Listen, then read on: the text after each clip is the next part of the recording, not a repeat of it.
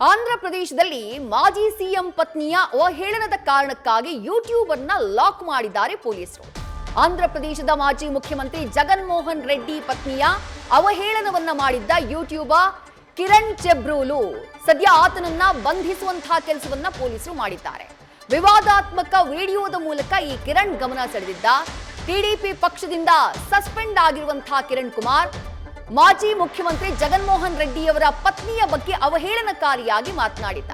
ಆ video viral ಆಗ್ತಾ ಇದ್ದ ಹಾಗೆ ಯೂಟ್ಯೂಬರ್ ಕಿರಣ್ ಚೆಬ್ರೂಲ್ನನ್ನ ಬಂಧಿಸಿ ವಿಚಾರಣೆಯನ್ನ ನಡೆಸ್ತಾ ಇದ್ದಾರೆ ಪೊಲೀಸರು.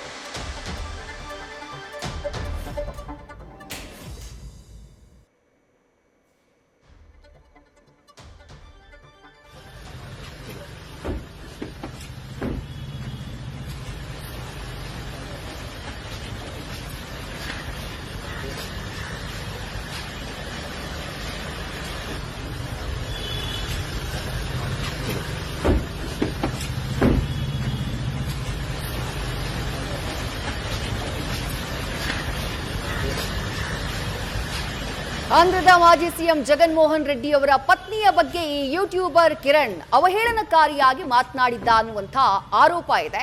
ಜಗನ್ ಮೋಹನ್ ರೆಡ್ಡಿ ಅವರ ಪತ್ನಿ ಭಾರತೀಯವರ ಬಗ್ಗೆ ಅವಹೇಳನ ಪದಗಳನ್ನ ಈತ ಬಳಕೆ ಮಾಡಿದ್ದ.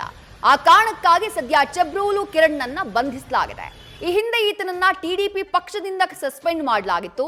ಸದ್ಯ ಚೆಬ್ರೂಲು ಕಿರಣ್ನನ್ನ ಮಾಜಿ ಸಿಎಂ ಜಗನ್ ಮೋಹನ್ ರೆಡ್ಡಿಯವರ ಪತ್ನಿ ಭಾರತೀಯವರ ಬಗ್ಗೆ ಅವಹೇಳನಕಾರಿ ಮಾತುಗಳನ್ನ ಹೇಳಿರುವಂತಹ ಕಾರಣಕ್ಕಾಗಿ ಪೊಲೀಸರು ಬಂಧಿಸಿದ್ದಾರೆ.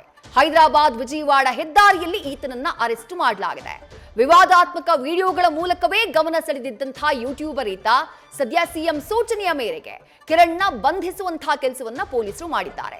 ಇನ್ನು ಕಿರಣ್ ಮೇಲೆ ಭಾರತೀಯವರ ವಿರುದ್ಧ ಅವಹೇಳನಕಾರಿ ಹೇಳಿಕೆಯನ್ನ ಕೊಟ್ಟಂತಹ ಕಾರಣಕ್ಕಾಗಿ ವೈಎಸ್ಆರ್ಸಿಪಿ ನಾಯಕ ಗೊರಂಟ್ಲಾ ಮಾಧು ಹಲ್ಲೆಗೆ ಕೂಡ ಯತ್ನಿಸಿದ್ರು.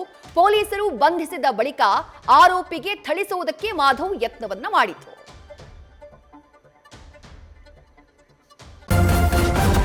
ನ್ಯೂಸ್ ಫಸ್ಟ್ ನಿರ್ಭೀತಿಯಿಂದ ನಿಮ್ಮ ಪರವಾಗಿ.